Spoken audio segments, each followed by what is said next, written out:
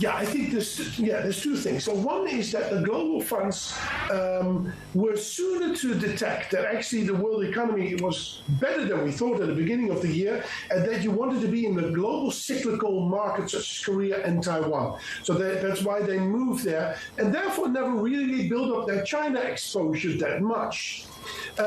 What we now see is that some data in China is starting to get through a little bit better. There's been some policy response coming through, and maybe on the margin that has allowed some of these funds to say, hey, maybe we should add a little bit.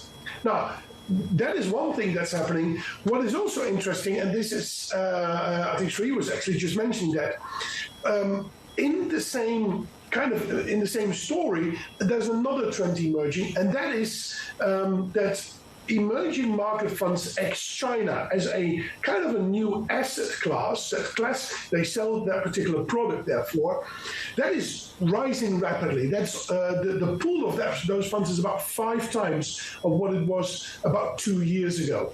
So that's there is also another trend emerging whereby people want to buy emerging markets but not China.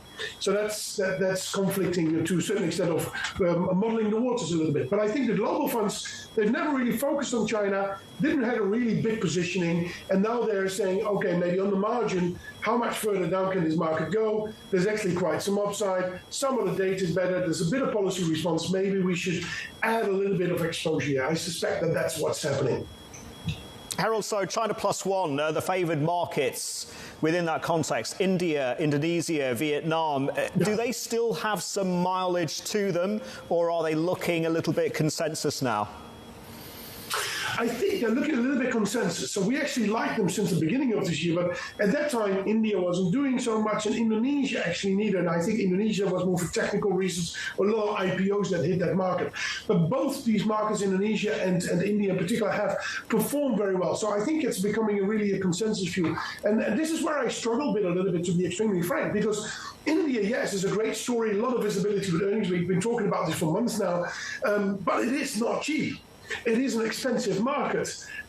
Indonesia is also a great story, but actually the earnings growth that we get out of it is not as exciting as India. So it's cheaper, but it's not as exciting. So where else do you go in the regions? And this is very difficult. And I think one way of dealing with this is to look at a region from a different